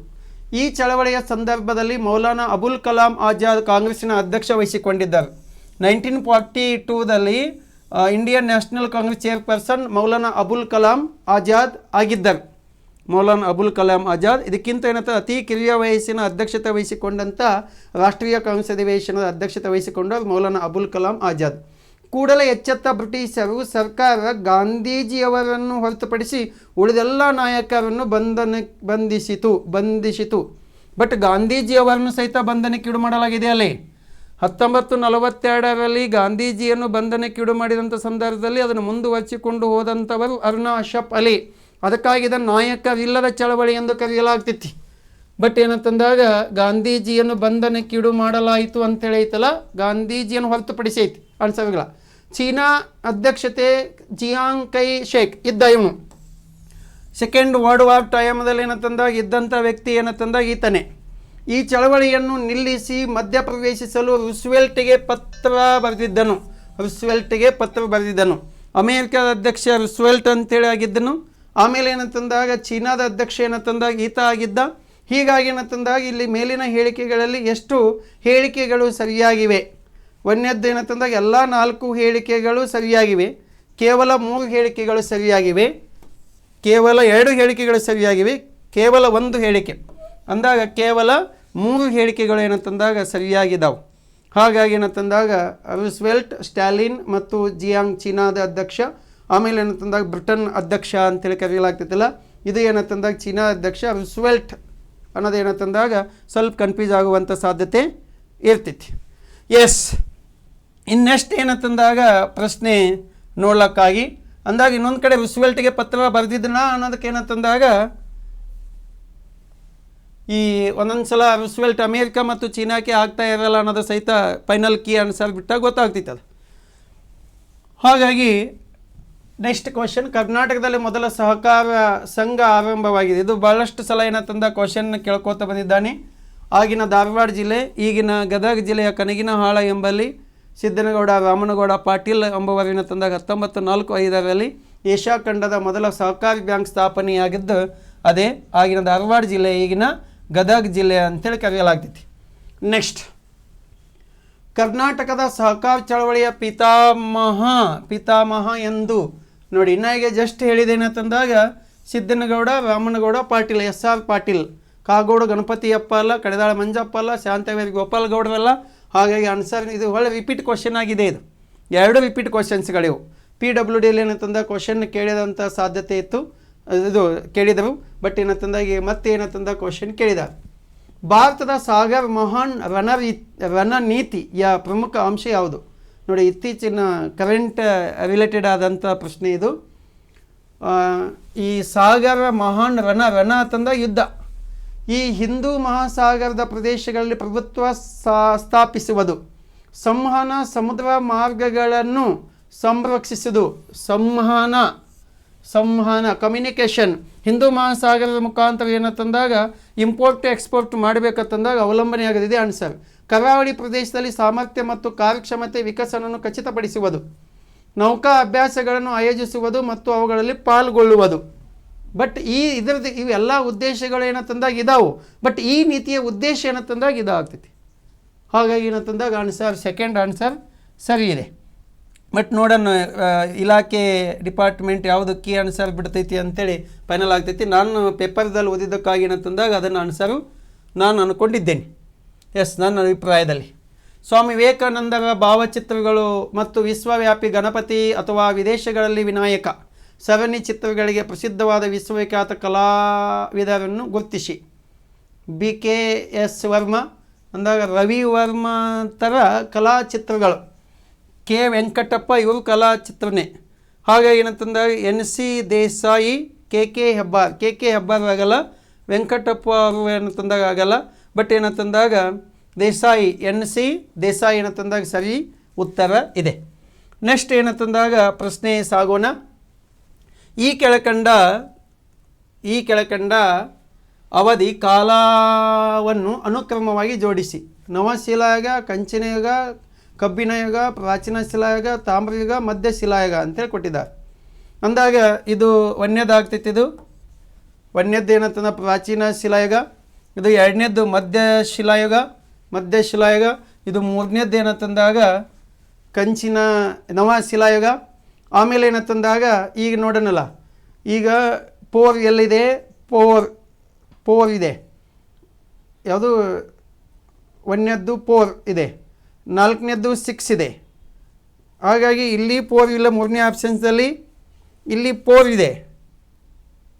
ಇದೆ, ಆಮೇಲೆ 6 ಇದೆ. ಇಲ್ಲಿ 4, 6 ಇದು ಆಗಲ್ಲ. ಇಲ್ಲೇನಂತಂದ 4, 6 ಎರಡದು. ಆಮೇಲೆ ಏನಂತಂದಾಗ ಈ 1 ಎಲ್ಲಿದೆ? 4, 6, 1, 4, 6, 3 ಐತದು. ಅಂದಾಗ ಆನ್ಸರ್ ಯಾವತ್ತಂದಾಗ ಒಂದನೇದ್ದೆ.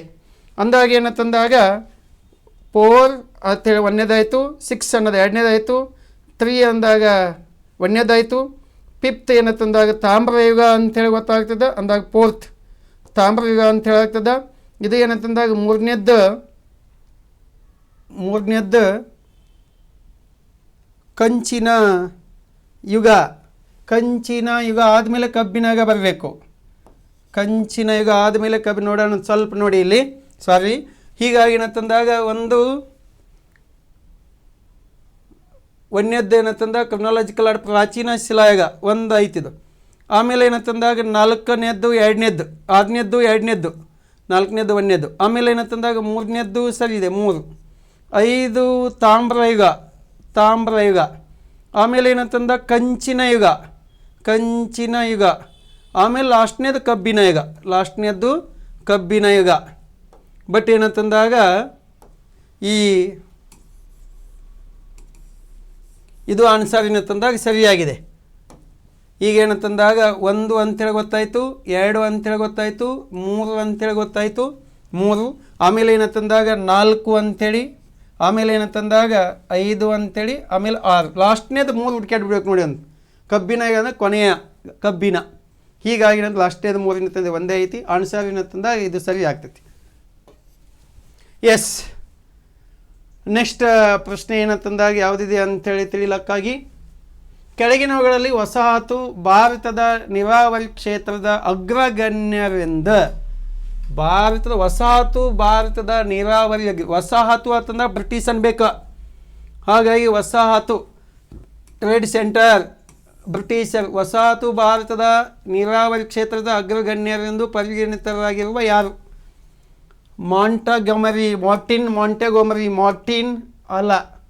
ಆಮೇಲೆ Arthur Cotton, lieutenant colonel sir Frederick Stanley, ಆಮೇಲೆ ಏನಂತಂದಾಗ ಸರ್ ಎಂ ವಿಶ್ವೇಶ್ವರಯ್ಯ. ಬಟ್ ಏನಂತಂದ ಇದು ಆನ್ಸರ್ ಆಗ್ಬೋದು. ವಸಾಹತು ಅಂತಂದಾಗ ಬ್ರಿಟಿಷರ ಕಾಲದಲ್ಲಿ ಏನಂತಂದಾಗ ಈತ ಈ ಗೋದಾವರಿ ನದಿಗೆ ಧವಳೇಶ್ವರಂ ಅಂತೇಳಿ ಒಂದು ಅಣೆಕಟ್ಟು ಕಟ್ಟಿದರು. ಧವಳೇಶ್ವರಂ ಅಂತೇಳಿ ಒಂದು ಅಣೆಕಟ್ಟು ಯಾವ ನದಿಗೆ? ಗೋದಾವರಿ ನದಿಗೆ. ಆಮೇಲೆ ಕೃಷ್ಣಾ ನದಿಗೆ ಏನಂತ ಪ್ರಕಾಶಂ ಅಂತೇಳಿ ಒಂದು ಬ್ಯಾರೇಜ್ ನಿರ್ಮಾಣ ಮಾಡಿದರು. ಪ್ರಕಾಶಂ ಅಂತೇಳಿ. ಈಗ ಸಾಮಾನ್ಯವಾಗಿ ಏನಂತಂದಾಗ ಭಾರತದ ನೀರಾವರಿ ಕ್ಷೇತ್ರದ ಅಗ್ರಗಣ್ಯ ಅಂತಂದಾಗ ಗೋದಾವರಿ ನದಿಗೆ ಏನಂತಂದಾಗ ಕಾಲೇಶ್ವರ ಏತ ನೀರಾವರಿ ಯೋಜನೆ ಹಾಕಿಕೊಳ್ಳಲಾಗಿತ್ತಲ್ಲ ಈಗ. ಬಟ್ ಮೂಲತಃ ಏನಂತಂದಾಗ ವಸಾಹತು ಭಾರತದಲ್ಲಿ ಅಂತಂದಾಗ ಇವನು ಆಗ್ತಾನೆ. ಬಟ್ ಇವರು ಆನ್ಸರ್ ಆಗಲ್ಲ. 66 ಆನ್ಸರ್ ಯಾವುದಂತಂದಾಗ ಆರ್ಥರ್ ಕಾಟನ್ ಅಂಥೇಳಿ. ನೆಕ್ಸ್ಟ್ ಏನಂತಂದಾಗ ಹೋಗ್ಲಕ್ಕಾಗಿ ಕೆಳಕಂಡ ಹೇಳಿಕೆಗಳನ್ನು ಪರಿಗಣಿಸಿ. ನೋಡಿ, ದೇವಾಲಯಗಳ ಬಗ್ಗೆ ಕ್ವಶನ್ ಇದೆ ಪಲ್ಲವರಿಗೆ ಸಂಬಂಧಪಟ್ಟಂತೆ. ಪಲ್ಲವ ದೇವಾಲಯಗಳು ದ್ರಾವಿಡ ಶೈಲಿಯ ಆರಂಭಿಕ ದೇವಾಲಯಗಳಾಗಿವೆ. ಎಸ್. ದಕ್ಷಿಣ ಭಾರತದಲ್ಲಿ ದ್ರಾವಿಡ ಶೈಲಿಯನ್ನು ಪರಿಚಯಿಸಿದವರು ಯಾರು? ಪಲ್ಲವರು. ಉತ್ತರ ಭಾರತದ ವಾಸ್ತುಶಿಲ್ಪ ಶೈಲಿಯನ್ನು ನಾಗರ ಶೈಲಿಯನ್ನು ಅತಿ ಹೆಚ್ಚು ಪರಿಚಯಿಸಿದವರು ಮೊದಲಿಗೆ ಗುಪ್ತರು. ಇದು ಒಂದನೇ ಹೇಳಿಕೆ ಸರಿಯಿದೆ. ಅವುಗಳಲ್ಲಿ ಶಿಲಾಕಟಿತ ದೇವಾಲಯಗಳಿಗೆ ಪ್ರಸಿದ್ಧವಾಗಿವೆ. ಶಿಲಾಕೆತ್ತನೆಗೆ ಏನಂತಂದ್ರೆ ಭಾಳಷ್ಟು ಫೇಮಸ್ ಆಗ್ಯಾವ. ಈ ಮಹಾಬಲಿಪುರಂ ಕಡೆಗೆ ಹೋದಾಗ ಅಥವಾ ಕಂಚಿಯ ಕೈಲಾಸನಾಥ ದೇವಾಲಯ ಕಡೆಗೆ ನೋಡಿದಾಗ ಏನಂತಂದಾಗ ಅವುಗಳ ಶಿಲಾಕಟಿತ ದೇವಾಲಯಗಳಿಗೆ ಪ್ರಸಿದ್ಧವಾಗ್ಯಾವ. ಪಲ್ಲವರ ವಾಸ್ತುಶಿಲ್ಪವು ದೂರ ಪೂರ್ವದ ವಾಸ್ತುಶಿಲ್ಪವನ್ನು ಪ್ರಭಾವಿಸಿದವು. ಅಂದಾಗ ಪಲ್ಲವರ ವಾಸ್ತುಶಿಲ್ಪ ದೂರ ಪೂರ್ವದ ವಾಸ್ತುಶಿಲ್ಪವನ್ನು ಪ್ರಭಾವಿಸಿದವು. ಹೀಗಾಗಿ ಏನಂತಂದಾಗ ಇದು ಪೂರ್ವದ ತಂದಾಗ ಸಾಮಾನ್ಯವಾಗಿ ಉತ್ತರ ಭಾರತದ ಏನಂತಂದಾಗ ಪ್ರಮುಖವಾದಂಥ ದೇವಾಲಯಗಳನ್ನು ಆಕರ್ಷಿಸಿದವು ಅಂತ ಹೇಳ್ತಾರೆ. ಪಲ್ಲವರು ಶಿಲಾಕಟಿತ ಕಲೆಯನ್ನು ಶ್ರೀಲಂಕಾದಿಂದ ಕಲಿತಾರೆ. ಇಲ್ಲ, ಶ್ರೀಲಂಕಾದಿಂದ ಕಲಿತಿಲ್ಲ. ಹೀಗಾಗಿ ಏನಂತಂದಾಗ ಇದು ಆನ್ಸರ್, ಇದು 4ನೇದು ಹೇಳಿಕೆ ತಪ್ಪಾಗ್ತೈತಿ. ಮೇಲಿನ ಹೇಳಿಕೆಗಳಲ್ಲಿ ಯಾವ ಹೇಳಿಕೆಗಳು ಸರಿಯಾಗಿವೆ? 1, 2, 3 ಹೇಳಿಕೆ ಏನಂತಂದಾಗ ಸರಿಯಾಗಿ ಇದ್ದಾವೆ ಅಂಥೇಳಿ. ಈಗ ನೆಕ್ಸ್ಟ್ ಏನಂತಂದಾಗ ನಾವು ಕೆಳಗಿನವುಗಳು ಅನುಕ್ರಮವಾಗಿ ಜೋಡಿಸಿ ಅಂತೇಳಿದೆ. ಕೆಳಗಿನವುಗಳನ್ನು ಅನುಕ್ರಮವಾಗಿ ಜೋಡಿಸಿ ಅಂತೇಳಿದೆ. ಒಂದು ಬೃಹದೀಶ್ವರ ದೇವಾಲಯ, ಸಾಂಚಿ ಸ್ತೂಪ, ಕೈಲಾಸನಾಥ ದೇವಾಲಯ ಎಲ್ಲವರು, ಆಮೇಲೆ ದೇವಗಢ ದೇವಾಲಯ. ಅಂದಾಗ ಇಲ್ಲಿ ನೋಡಿ ಸ್ವಲ್ಪ ಬೃಹದೀಶ್ವರ ದೇವಾಲಯ ಕ್ರಿಸ್ತಕ 1001ರ ಅವಧಿಯಲ್ಲಿ ನಿರ್ಮಾಣ ಮಾಡಿದ ತಂಜಾವೂರಿನಲ್ಲಿ ರಾಜರಾಜ ಚೋಳ. ಸಾಂಚಿ ಸ್ತೂಪ ತಂದಾಗ ಅಶೋಕನ ಕಾಲದಲ್ಲಿ ಕ್ರಿಸ್ತಪೂರ್ವ ಈ 3ನೇ ಶತಮಾನದಲ್ಲಿ ನಿರ್ಮಾಣವಾದದ್ದು. ಅಂದಾಗ ಫಸ್ಟ್ ಏನಂತ ಸಾಂಚಿ ಸ್ತೂಪ ಆಗ್ತೈತಿ. ಕೈಲಾಸನಾಥ ದೇವಾಲಯ 770ರ ಅವಧಿಯಲ್ಲಿ ಏನಂತ ನಿರ್ಮಾಣ ಮಾಡಿ 7ನೇ ಶತಮಾನದಲ್ಲಿ. ಈ ದೇವಗಢ ಏನಂತಂದಾಗ ಉತ್ತರ ಪ್ರದೇಶದಲ್ಲಿ ಕಂಡುಬರ್ತಕ್ಕಂಥ ದೇವಾಲಯ. ಅಂದಾಗ ಇದು ಗುಪ್ತರ ಕಾಲದಲ್ಲಿ ಸಂಬಂಧಪಟ್ಟಂಥ ದೇವಾಲಯ, ದಶಾವತಾರ ದೇವಾಲಯ ಅದು ದೇವಗಢ. ಅಂದಾಗ ಉತ್ತರ ಪ್ರದೇಶದಲ್ಲಿ ಅಂದಾಗ ಫಸ್ಟ್ ಯಾವತ್ತಂದಾಗ 2 ಆಗ್ತೈತಿ. 2 ಎಲ್ಲೈತೆ ನೋಡಿ, 1ನೇದ್ದು 2 ಎಲ್ಲಿಲ್ಲ. 2 ಏನಂತಂದಾಗ ಇಲ್ಲಿದೆ.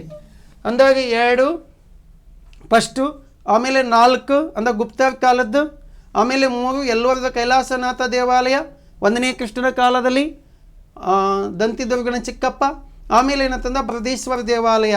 ಎಸ್. ಹೀಗಾಗಿ ಏನಂತಂದಾಗ ಈ ಆನ್ಸರ್ ಸರಿ ಆಗ್ತೈತಿ. ನೆಕ್ಸ್ಟ್ ಪ್ರಶ್ನೆ, ಕೆಳಗಿನಲ್ಲಿ ಹೊಂದಿಸಿ ಬರೆಯಿರಿ. ಪಟ್ಟಿ 1 ಮತ್ತು ಪಟ್ಟಿ 2.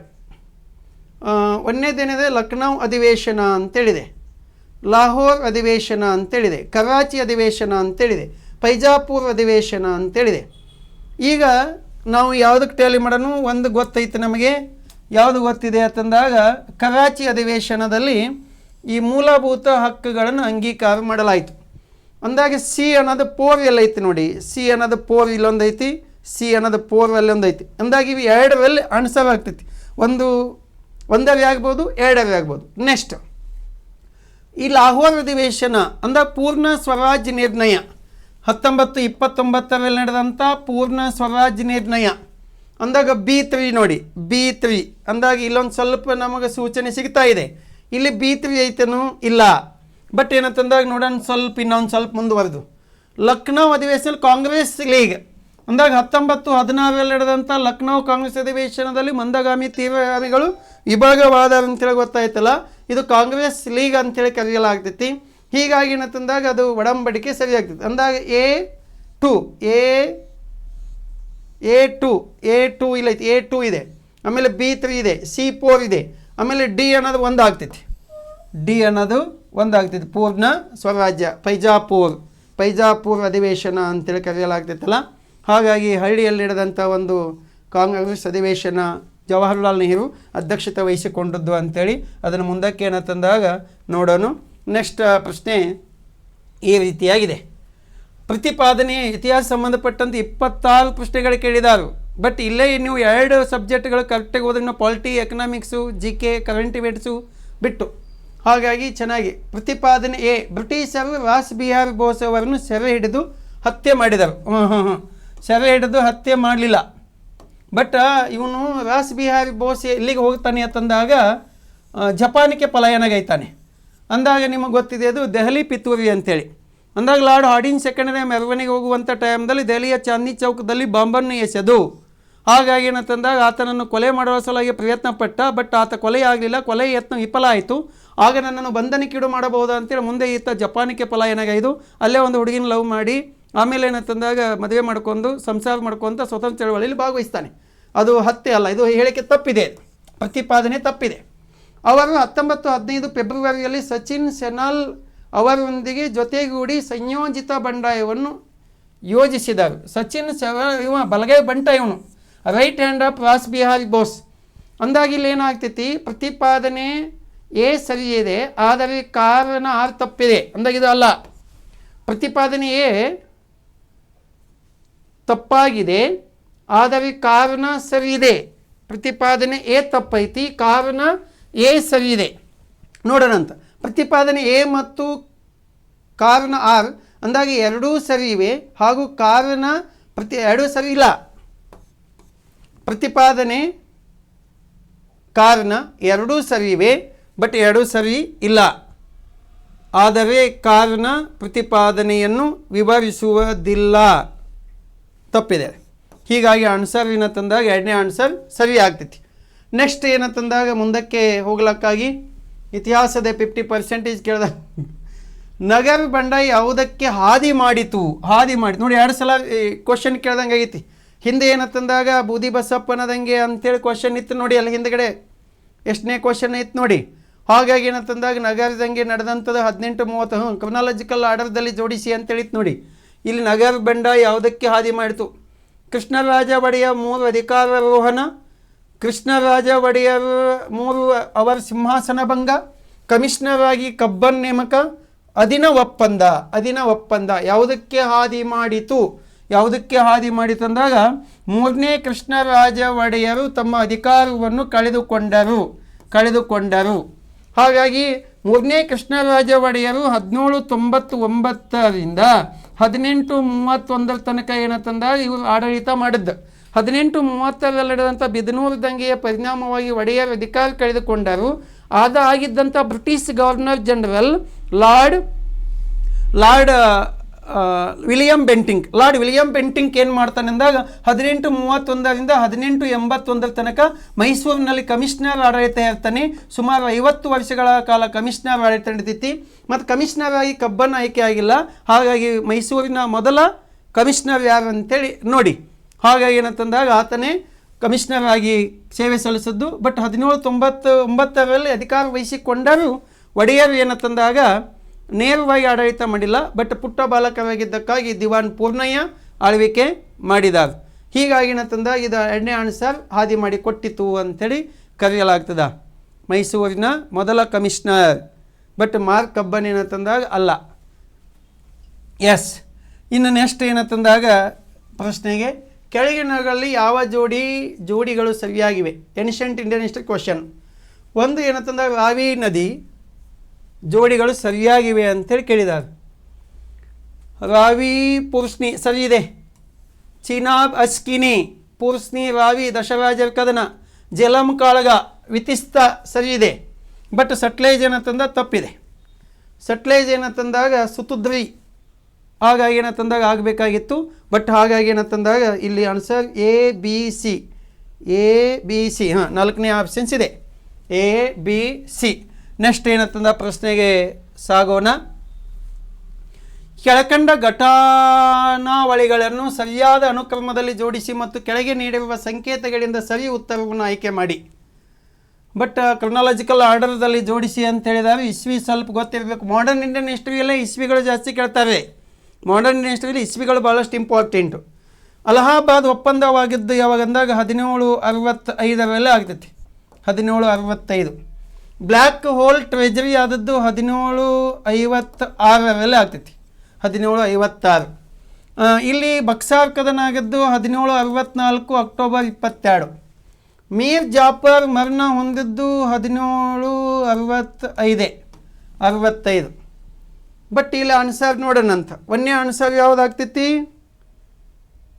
56 ಆಗ್ತೈತಿ. ಸಿ ಒಂದನೇದಿದೆ.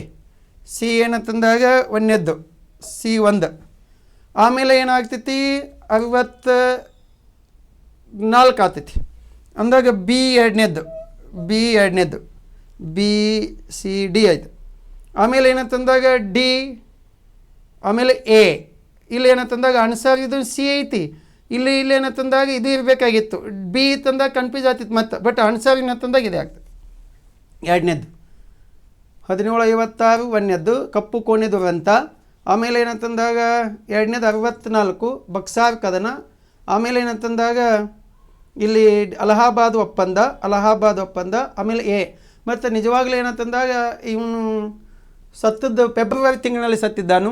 ಬಟ್ ಇದು ಆಗಸ್ಟ್ ತಿಂಗಳಿನಲ್ಲಿ ಏನಂತಂದಾಗ ಒಪ್ಪಂದ ಆಗಿದೆ, ಅಲಹಾಬಾದ್ ಒಪ್ಪಂದ. ಭಾರತದಲ್ಲಿ ಬ್ರಿಟಿಷರಿಗೆ ಸಂಪೂರ್ಣವಾಗಿ ಆಡಳಿತಕ್ಕೆ ಅನುವು ಮಾಡಿಕೊಟ್ಟಂಥ ಒಪ್ಪಂದ ಯಾವುದಂತಂದಾಗ ಅದೇ. ಎಸ್ ಸ್ನೇಹಿತರೆ, ನೆಕ್ಸ್ಟ್ ಏನಂತಂದಾಗ ಹೋಗ್ಲಿಕ್ಕಾಗಿ ಮಾಂಟೆಗೋ ಚೆಮ್ಸ್ಫರ್ಡ್ ಸುಧಾರಣೆಗಳು. ಇದು ಏನು ಪ್ರಿಂಟ್ ಮಿಸ್ಟೇಕ್ ಆಗೈತೋ, ಬಟ್ ಇಂಗ್ಲೀಷ್ನಾಗ ಕನ್ನಡದಲ್ಲಿ ಟ್ರಾನ್ಸ್ಲೇಟ್ ಮಾಡೋ ಟೈಮ್ ಹಿಂಗಾಗೈತೆ ಗೊತ್ತಿಲ್ಲ. ಮಾಂಟ್ಫೋರ್ಡ್ ಸುಧಾರಣೆಗಳು ಭಾರತದ ಸಂಪನ್ಮೂಲಗಳನ್ನು ಇನ್ನಷ್ಟು ಬರಿದಾಗಿಸುವ ಹಾಗೂ ಅದರ ದಾಸ್ಯವನ್ನು ಇನ್ನಷ್ಟು ವಿಳಂಬಿಸುವ ವ್ಯವಸ್ಥೆಯಾಗಿದೆ. ಈ ದೃಷ್ಟಿಕೋನವನ್ನು ಈ ಕೆಳಕಂಡವುಗಳಲ್ಲಿ ಯಾರು ಹೊಂದಿದ್ದರು? ಈ ದೃಷ್ಟಿಕೋನ ಅಂದಾಗ ಈ ಮಾಂಟೆಗೋ ಚೆಮ್ಸ್ಫರ್ಡ್ ಸುಧಾರಣೆ ಏನಂತಂದಾಗ ಭಾರತಕ್ಕೆ ಬಂದೈತಲ್ಲ, ಇದರ ಉದ್ದೇಶ ಏನಂತಂದಾಗ ಭಾರತದಲ್ಲಿನ ಸಂಪತ್ತು ಅತಿ ಹೆಚ್ಚು ಏನಂತಂದಾಗ ಬರಿದು ಮಾಡ್ತೈತಿ ಅಂತೇಳಿ. Aurobindo Ghosh, Dadabhai Naoroji, Jawaharlal Nehru, M K Gandhi. ಮಹಾತ್ಮ ಗಾಂಧೀಜಿಯವರ ಅಭಿಪ್ರಾಯ ಇದು. ಮಹಾತ್ಮ ಗಾಂಧೀಜಿಯವರ ದೃಷ್ಟಿಕೋನ ಏನಂತಂದಾಗ ಆಗಿತ್ತು ಅಂಥೇಳಿ ಕರೆಯಲಾಗ್ತೈತಿ. ಎಸ್ ನೆಕ್ಸ್ಟ್ ಪ್ರಶ್ನೆ. ಓಕೆ, ಇಷ್ಟು ನಾವು ಒಂದು 40 ಪ್ರಶ್ನೆಗಳು ಏನಂತಂದಾಗ ಸಂಕ್ಷಿಪ್ತವಾಗಿ ಉತ್ತರಿಸಿದ್ದೇವೆ. ಅಷ್ಟೇ ಅಲ್ಲದೇನಂತಂದಾಗ ಈ ಫೈನಲ್ ಉತ್ತರಗಳು ಏನಂತಂದಾಗ ಇಲಾಖೆ ಇವತ್ತೇ ಪ್ರಕಟಿಸಬಹುದು. ಹೋದ ಸಲ ಏನಂತಂದಾಗ ಅದೇ ರೀತಿಯಾಗಿ ಟೆಟ್ ಎಕ್ಸಾಮ್ದು ಸಹಿತ ಪ್ರಕಟಿಸಿತ್ತು. ಬಟ್ ನೀವು ಸಹಿತ ಏನಂತಂದಾಗ ಆ ಕೀ ಅನುಸಾರಕ್ಕೂ ಈ ಕೀ ಅನುಸಾರಕ್ಕೂ ಟ್ಯಾಲಿ ಮಾಡಿ. ಬಟ್ ಅಂತಿಮ ಏನಂತಂದಾಗ ಇಲಾಖೆಯ ಉತ್ತರವಾಗಿರ್ತೈತಿ. ನನ್ನ ಸಾಮಾನ್ಯ ಜ್ಞಾನ ಬಟ್ ನನ್ನ ಅಲ್ಪ ಜ್ಞಾನವನ್ನು ಏನಂತಂದಾಗ ಇಲ್ಲಿ ನಿಮ್ಮ ಜೊತೆ ಏನಂತಂದಾಗ ಹಂಚಿಕೊಳ್ಳೋಕೆ ಇಷ್ಟಪಟ್ಟೆ. ಬಟ್ ನಂದು ವಿಶೇಷತೆ ಏನಂತಂದಾಗ 26ನೇ ಪರಿಷ್ಕೃತ ಮುದ್ರಣ ಸಮಗ್ರ ಸ್ಪರ್ಧಾ ಇತಿಹಾಸ ಅಂಥೇಳಿ ಹೊಸ ಎಡಿಷನ್ ಬಂದಿದೆ. ಬಟ್ ಸುಮಾರು 2015 ಏಪ್ರಿಲ್ 1ರಂದು 108ನೇ ಜನ್ಮದಿನ ಇತ್ತು ಡಾಕ್ಟರ್ ಶಿವಕುಮಾರ ಸ್ವಾಮೀಜಿಗಳಿಂದ ಪುಸ್ತಕ ಬಿಡುಗಡೆ ಭಾಗ್ಯ ಕೂಡಿ ಬಂದು ಸುಮಾರು ಏನಂತಂದಾಗ 25 ಎಡಿಷನ್ಗಳು ಕಂಡು 10 ವರ್ಷಗಳ ಕಾಲ ಏನಂತಂದಾಗ ಹಲವಾರು ವಿದ್ಯಾರ್ಥಿಗಳಿಗೆ ಏನಂತಂದಾಗ ಸ್ವಲ್ಪ ಅನುಕೂಲವಾಗಿದೆ ಅಂಥೇಳಿ ನಿಮ್ಮ ವಿಶ್ವಾಸ, ನಿಮ್ಮ ನಂಬಿಕೆಯಿಂದ ಏನಂತಂದಾಗ ಇಷ್ಟು ಪುಸ್ತಕಗಳು ಸೇಲಾಗಲು ಸಹಿತ ಕಾರಣವಾಗಿದೆ. ಇದರ ಸದುಪಯೋಗ ಏನಂತಂದಾಗ ಪಡೆದುಕೊಂಡು ಮುಂದಿನ ದಿನಗಳಲ್ಲಿ ಏನಂತಂದಾಗ ನೀವು ಸಹಿತ ಯಶಸ್ವಿ ಆಗಿ ಅಂಥೇಳಿ ಹೇಳುತ್ತಾ ನನ್ನದೇ ಆದಂಥ ಹೊಸ ಒಂದು ಯೂಟ್ಯೂಬ್ ಚಾನಲ್ ಓಪನ್ ಮಾಡಿದ್ದೇನೆ, ಸೋಮಪ್ಪ ದುಂಡಿಗೇರಿ ಅಂಥೇಳಿ. ಅದಕ್ಕೂ ಸಬ್ಸ್ಕ್ರೈಬ್ ಮಾಡಿ. ಆಮೇಲೆ ಏನಂತಂದಾಗ ನಿಮ್ಮ ಸ್ನೇಹಿತರಿಗೆ ಸಹಿತ ತಿಳಿಸಿ ಅಂತ ಹೇಳುತ್ತಾ ಬಟ್ ಏನಂತಂದಾಗ ಇಲ್ಲಿ ತನಕ ನನ್ನ ಅಲ್ಪಜ್ಞಾನ ಅವಲೋಕನ ಮಾಡಿದ್ದಕ್ಕಾಗಿ ಧನ್ಯವಾದಗಳು. Thank you. ಶುಭ ದಿನ, ಒಳ್ಳೆಯದಾಗಲಿ.